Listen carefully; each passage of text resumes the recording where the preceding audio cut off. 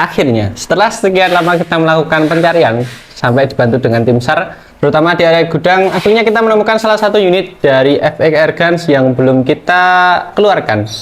Terakhir ya ini ya buat unitnya ya. Dan akhirnya saya bisa menurutin salah satu request dari akun Mas Gibran Angler yang dulu banget sudah komen. Ya kisaran 2 bulan yang lalu untuk komenannya, dan baru kita turutin untuk hari ini. Ini adalah unit FX Airguns popor kayu. Unit ini sudah bisa digunakan untuk big game dan jangkauannya sudah bisa tembus di 60 meter ke atas.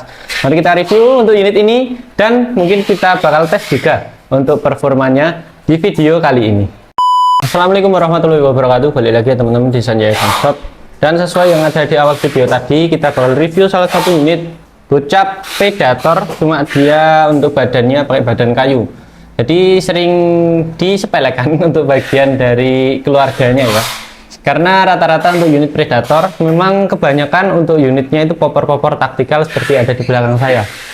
Nah, ini Predator semua yang ada di belakang saya. Dan ini adalah unit Predator juga, cuma popornya kayu, badannya kayu. Pakai bahan kayu, jadi banyak yang beranggapan untuk unit ini itu nggak masuk keluarga Predator. Tapi sebenarnya untuk bagian spesifikasi, power, dan memang unitnya itu memang Predator, cuma bagian dari badan dan namanya saja yang berbeda. Oke, untuk unit ini itu juga sudah bisa digunakan untuk penggunaan jangkauan jarak jauh. Di jangkauan 60-an meter, unit ini sudah sangat cocok buat teman-teman gunakan untuk menggunakan big game, penggunaan big game ya. Permainan big game, unit ini juga sudah sangat cocok. Karena unit ini sudah ditunjang dengan power yang gede, dan terutama untuk bagian dari valve-nya ini, sekalipun kita tidak melakukan ganti untuk bagian valve-nya ini, dia sudah sangat kuat untuk dorongan power, terutama di bagian chambernya ke pengeluaran pelurunya ya. Dan ini sebenarnya unit ini masih unit standar banget untuk unitnya ya, belum ada perubahan terutama untuk bagian dari spesifikasinya ya. Ini soalnya unit terakhir FX Airguns terakhir yang saya temukan di gudang. Sebenarnya untuk bagian dari reviewnya itu rencana sudah saya buat dulu banget ya, karena baru nemu ini akhirnya ya kita baru bisa buatkan videonya kali ini. Mohon maaf ya Mas Gibran ya, untuk videonya baru bisa saya buatkan hari ini.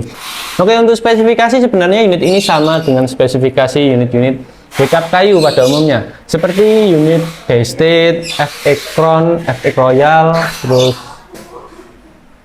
apalagi ya, Royal, Front, ya itulah.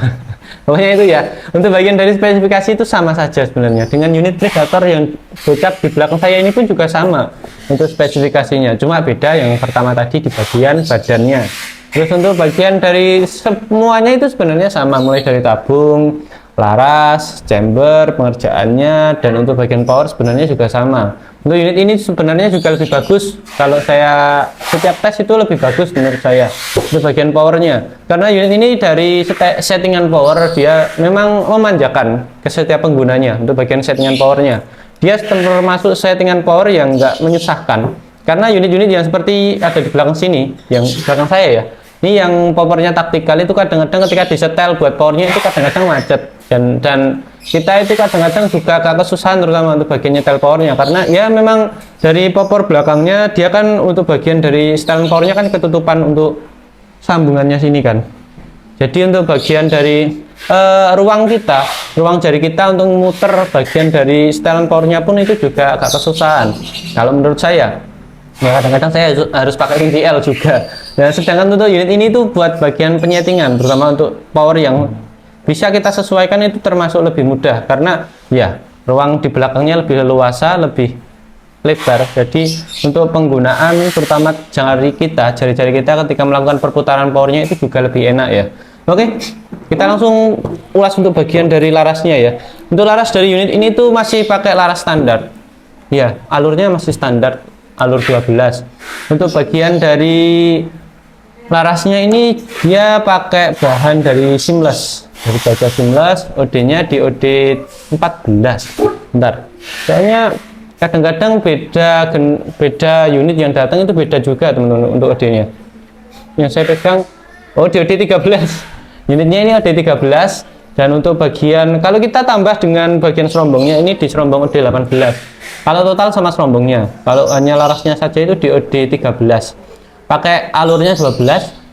Dan panjangnya ini pakai panjang 60 cm untuk unitnya. Unit dengan model dan bahan dari seamless itu rata-rata memang lebih disarankan sering digunakan ya untuk penggunaan dari unitnya. Karena memang dari itu tadi dia bukan kuningan untuk bagian bahannya. Sebenarnya untuk bagian laras itu antara kuningan sama seamless itu sama-sama bagusnya. Karena dia ada beberapa kelebihan dan kekurangan di setiap jenis bahan yang digunakan. Bentar. Nah, ada setiap kelebihan dan juga kekurangan di setiap bahannya. Kalau kuningan dia lebih tahan dari korosi, jadi sekalipun teman-teman nggak gunakan unitnya lebih dari beberapa bulan, unitnya itu bagian larasnya, alurnya itu masih bagus. Jadi buat bagian penggunaan dalam waktu jangka panjang, terutama istirahat jangka panjang untuk unitnya itu juga masih bagus, terutama untuk bagian alur dari larasnya. Nah, sedangkan untuk unit seamless dia itu lebih disarankan sering-sering digunakan, baik beberapa minggu sekali, mungkin sampai 1 bulan beberapa kali, paling enaknya gitu. Karena unit dari baja seamless itu ya memang dia lebih disarankan untuk penggunaannya terus menerus, biar untuk bagian dari kesehatan larasnya itu biar lebih naik lagi. Karena untuk seamless itu dia semakin sering digunakan, untuk kesehatan larasnya dia itu semakin bagus. Dan untuk bagian terutama untuk perawatan biar enggak cepat korosi, terutama ya untuk unit dari baja seamless itu lebih disarankan digunakan terus. Kalau yang kuningan nanti teman-teman ya terserah teman-teman sih. Maka dari itu beberapa kali kalau kita ada untuk bagian pesanan, terutama untuk laras polos dari bahan seamless itu sering kita minta untuk transfer full.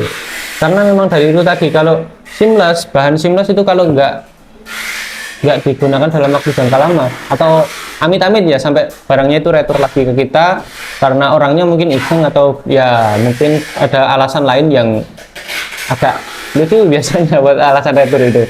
Jadi buat larasnya pas waktu balik ke kita nanti larasnya itu jangan sampai ya itu ada sedikit korosi karatan, sehingga buat bagian dari kesehatan laras untuk akurasi dia itu ngaruh banget. Nah, maka dari itu untuk unit seamless pakai terutama untuk alur-alur polos, kalau biasanya seamless itu selalu kita minta DP untuk bagian dari larasnya, sekalipun dia untuk pengiriman COD masih bisa, tapi nanti harus ada DP nya untuk seamless. Untuk seamless kita bisa meredikan juga untuk beberapa alur. Kalau alur 6 kita sudah ada stoknya, kalau alur polos nanti teman-teman harus ada antrian dulu ya, nanti kita buatkan dulu untuk bagian alurnya. Oke, unit ini itu sebenarnya juga bisa digunakan untuk penggunaan pasar. Sebenarnya juga bisa. Nanti teman-teman bisa atur terutama untuk bagian OD-nya, nanti bisa disesuaikan. Untuk perubahan OD bagian unit ini tuh bisa saja. Karena untuk bagian masuknya itu yang penting di setiap unit yang pakai model yang seperti ini. Jadi untuk penggunaan sekalipun nanti teman-teman pengen ganti pakai misal ya OD 16 di alur yang asli di laras gantinya nanti itu nanti pengen diganti buat laras polos alur 6 atau alur berapa itu nanti ya terserah teman-teman. Dipakai buat OD 16 ya bisa saja digunakan, tapi itu nanti harus bubut di bagian sininya ya. Kalau ukuran laras yang masuk ke dalam chambernya itu semuanya tetap sama kecuali buat kalibernya yang berbeda. Oke ya. Biasanya kalau kaliber beda juga itu nanti kalau kali berbeda biasanya berubah untuk bagian masuknya sih kali berbeda, tapi untuk kaliber tetap kita sarankan di 4,5 saja ya. Oke, unit ini pun juga bisa teman-teman untuk digunakan, terutama biasanya kalau teman-teman pengen jangkauan lebih bagus lagi di jarak yang lebih jauh lagi itu biasanya diganti. Nah, ini buat alurnya itu biasanya diganti buat alur slug. Ini buat alur 12 itu lebih cocok ke alur dom ya untuk penggunaannya. Jadi buat slug itu belum disarankan untuk penggunaannya karena ya itu tadi, karena setiap bentuk model mimis itu ada kriteria jalannya sendiri, sehingga ya sebenarnya bisa saja sih, tapi nanti juga bagian dari pengenaan groupingnya, titik tembak groupingnya itu nanti juga bakalan jauh banget kalau kita paksa buat alur dom digunakan di alur slug. Oke ya. Unit ini juga bisa teman-teman gunakan untuk penggunaan big game. Nanti teman-teman bisa setting terutama untuk bagian dari powernya. Ini tergantung kebutuhan teman-teman masing-masing. Kalau punya setelan power besar, nanti teman-teman bisa lebih gedein lagi untuk bagian belakangnya. Kalau teman-teman pengen pakai setelan power kecil, nanti bisa dikecilin lagi. Ini nanti juga termasuk perbedaan dengan ukuran hewan yang kita buru ya. Kalau kita pengen buru untuk bagian hewan-hewan kecil seperti burung itu nanti lebih disarankan buat setelan power sedang. Kalau penggunaan untuk B2 dan lain sebagainya lebih disarankan pakai setelan power gede. Nah, tapi itu nanti juga berpengaruh juga teman-teman untuk penggunaannya. Soalnya nanti kalau unit tanpa regul, biasanya kalau seingat saya itu ya unit tanpa regul terus dibuat setelan power gede, itu nanti buat pengenaannya dia itu lebih disarankan lebih mendekat lagi. Jadi buat bidikan kita itu lebih disarankan lebih mendekat ke bagian sasarannya. Jadi jaraknya itu lebih dekat, nggak sejauh penggunaan setelan power yang sebelum-sebelumnya. Untuk penggunaan yang lainnya ya. Untuk unit ini biasanya upgrade itu digunakan untuk bagian larasnya. Biasanya seperti itu. Karena kita sering juga dapat pesanan unit, terutama buat bagian mimis ya. Kita itu sering dapat pesanan mimis dom. Kok mimis dom?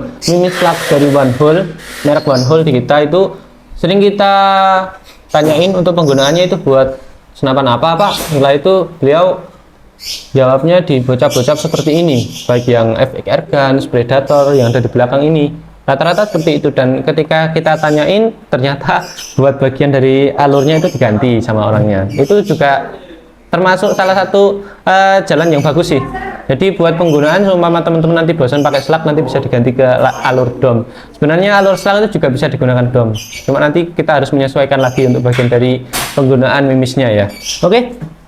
Dan untuk unit ini nanti kalau teman-teman pengen dapetin untuk bagian pengenaan yang stabil, nanti cuma mungkin saran dari saya tambah bagian regul. Soalnya dari power itu biasanya kalau digunakan untuk penggunaan 50 ke atas, rata-rata itu regul saja cukup. Kecuali kalau pengen digunakan lebih ke 70, 80 ke atas itu biasanya tambah plenum kalau pelanggan-pelanggan di kita. Oke ya, ini buat tabungnya pakai 500 cc, jadi untuk penyimpanan termasuk tergolong awet banget untuk penggunaannya ya.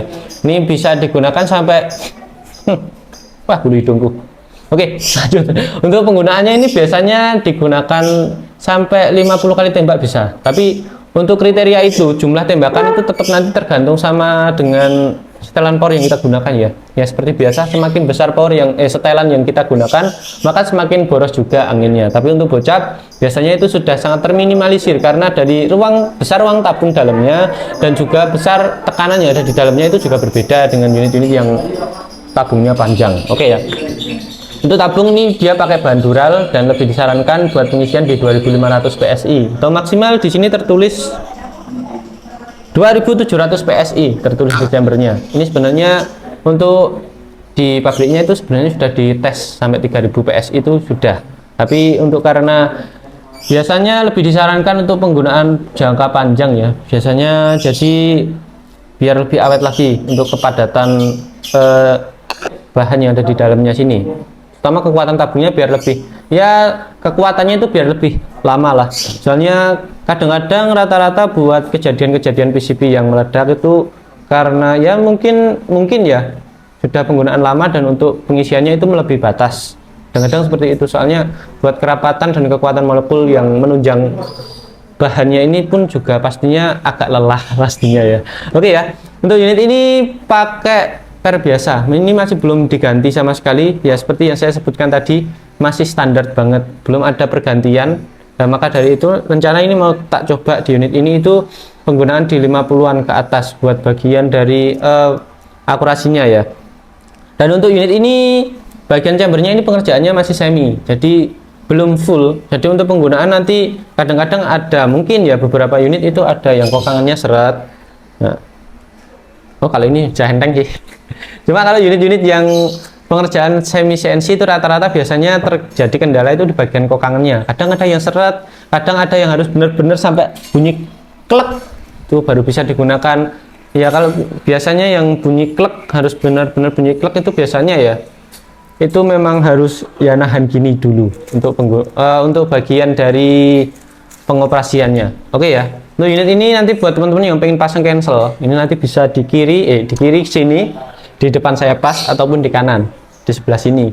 Oh ya, untuk buat unit ini dia pakai rel tele ukuran 11. Jadi untuk penggunaan ya sudah contoh ya terpasang ini unitnya sudah saya setting juga untuk bagian dari teleskopnya, jadi penggunaan sudah sangat oke. Dan untuk bagian dari penggunaan nanti teman-teman bisa masukin juga untuk bagian magazin. Ini sekalipun kita pakai rel tele rendah seperti ini untuk magazin 16 masih masuk sih. 16 tapi 20 belum coba ya saya kalau 20 ya. Kalau unit-unit seperti ini itu nggak perlu tambahan adaptor magazin karena memang dari ukurannya pas dengan magazin ya. Cuma nanti seperti biasa karena pengoperasian magazin itu harus benar-benar pas. Jadi nanti kita mungkin harus sedikit goyangin untuk bagian magazinnya biar lubang lontok pas dorong lubangnya itu bisa pas ke dalam masukkan mimis yang ada di loading mimisnya ini ya. Oke. Oh iya, ini yang sering saya temuin juga teman-teman untuk bagian dari penggunaan laras dengan seal yang ada seal di dalamnya. Jadi untuk bagian sininya ya, di dalamnya ini kan ada sealnya. Kalau unit yang seperti ini, itu rata-rata buat mimisnya harus benar-benar menyesuaikan teman-teman. Buat mimis itu rata-rata kalau saya gunakan setiap dapat unit yang seperti ini dan monster itu saya langsung ambil buat mimis yang kepalanya benar-benar bagus. Contoh seperti GR12 maupun di mimis JG itu juga bagus. JG, GR12, JG apa GPS ya?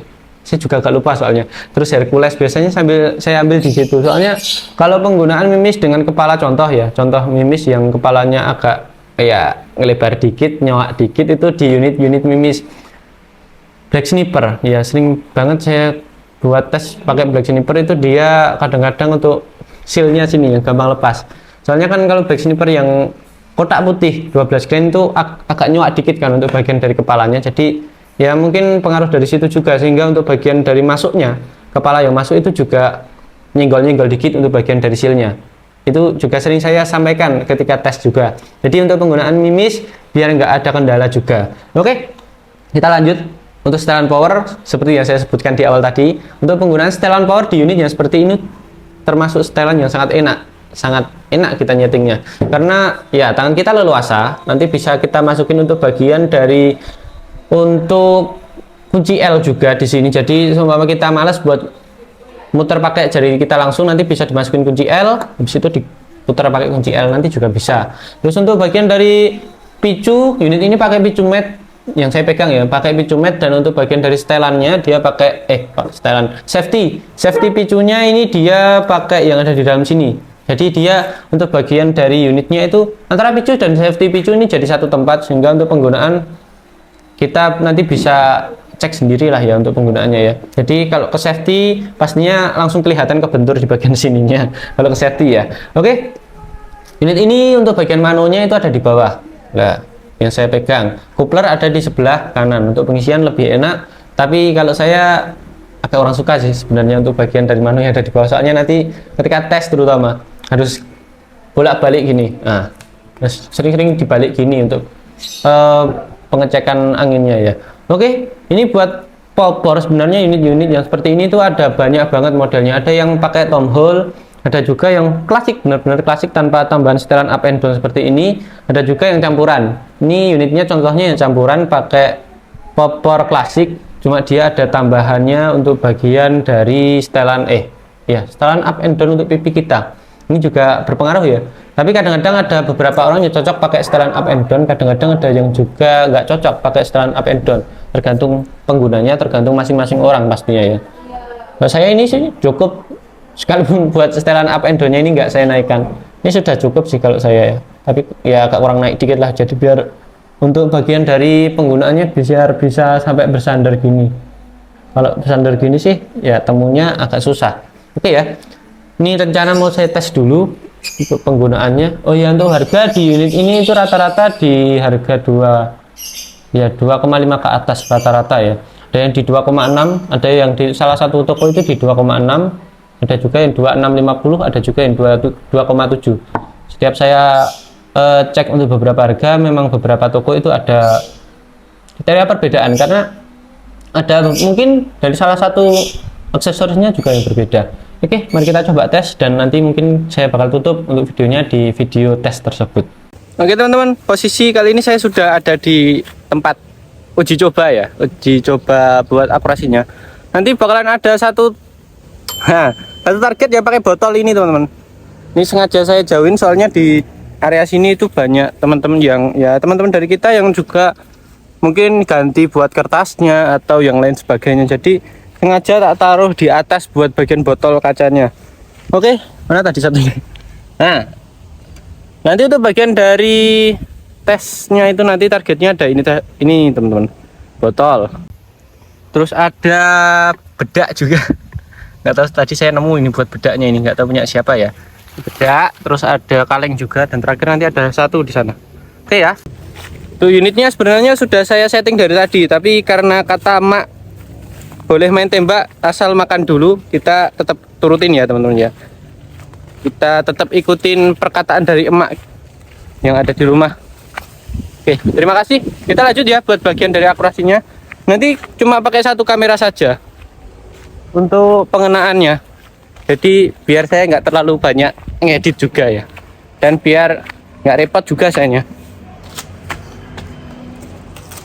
Oke, kita langsung coba ya. Ini ada musisi terkenal dari pelosok Clayton. Oke, langsung saja. Ini tak taruh di bagian sini ya, buat kameranya ya. Oke. Yang ini tadi? Iya, pakai itu. Jelek kan? Yang kecil itu akhirnya. Oke, kita pasang dulu untuk bagian kameranya ya. Itu kan HP yang biasa saya gunakan untuk akurasi jarak jauh. Jadi mohon maaf. Nyetingnya juga agak susah. Oke, kekunci ya. Bentar. Jaraknya terlalu jauh sih dibuat. Ya teman-teman ya, ini kelihatan nih. Kunci dulu. Oke. Kelihatan ya buat bagian dari targetnya juga. Mari kita coba eksekusi salah satu dulu. Buat lihat penggunaannya. Kecil banget ya ternyata ya. Apalagi yang botol ini susah nanti. Ini yang 1, 2, 3, terakhir di sini nanti. Iya, di sini nanti terakhir ya. Oke, Bismillah. Sini dulu saja. Oke, nah ya. Saya pakai Mimis 13 green, mereknya Hercules Super Magnum Dome katanya. Tulisannya gitu sih, Super Magnum. Oke, ini buat jaraknya kurang lebih di 45 sampai 50. Terus tujuannya segitu saja soalnya. Oke. Nah ya. Tuh, yang satunya jatuh. Bentar teman-teman, tak pasangnya lagi ya yang satunya ya. Oke, kita lanjut. Ini jadi akhirnya saya tambahin ada sedikit bata merah di sini ya. Naik dikit tuh. Nah, di sini nanti buat targetnya. Lanjut, cuma 4 target tapi bikin saya capek.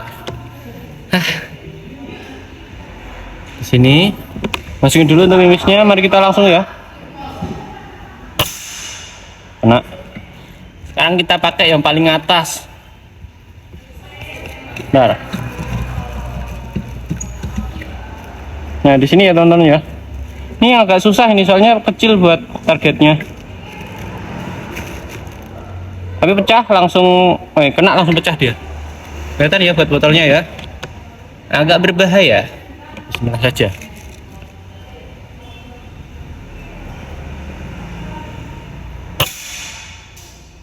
Sampingnya ya. Nah, tadi soalnya kalau pas waktu saya tes buat pengenaan di kertas itu sebelah sininya. Nah kan agak geser ke sebelah kiri ternyata tadi, tapi kena ya buat bagian botolnya ya. Oke, ini buat unitnya teman-teman. Gimana sih? Buat posisinya gimana tadi? Seperti ini ya buat unitnya ya. Yang saya review juga ini tadi. Ya tadi sih. Tapi buat reviewnya ini selang 1 hari buat bagian akurasinya. Soalnya saya baru baru dapat waktu senggang di hari ini. Ini kebetulan saya buat videonya itu di hari Selasa. Dan untuk videonya reviewnya kemarin di hari Sabtu. Ini buat unitnya ya, FX Airguns. Dan seperti tadi buat tesnya. Lumayan. Bentar tak ukur dulu ya. Sini. Ini buat ring finder, laser ring finder. Kita pasang, kita coba dulu. Kalau biasanya itu saya di 50 di sini. Cuma ini agak maju dikit, palingan di 47-an. 47, 46, 47. Laser ring findernya. Mari kita coba tes. Nyalain dulu.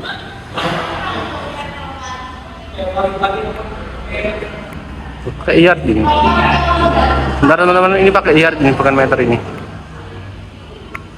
Bentar ya. Oke, lanjut. Agak susah ternyata, memang ukuran yard bawaannya. Tadi beberapa kali saya ganti tetap sama. Oke ya. 41. Nah, 41 meter. 41 ya 40-an lah, 40 sampai 45 meter ini buat jaraknya ini. Nah, oke ya teman-teman ya. Seperti itu tadi buat tes. Dan nampaknya saya mau akhiri untuk videonya. Sampai jumpa di video selanjutnya. Wassalamualaikum warahmatullahi wabarakatuh. Ini lunas ya Bang ya. Sampai jumpa dan ditunggu buat requestan yang lainnya.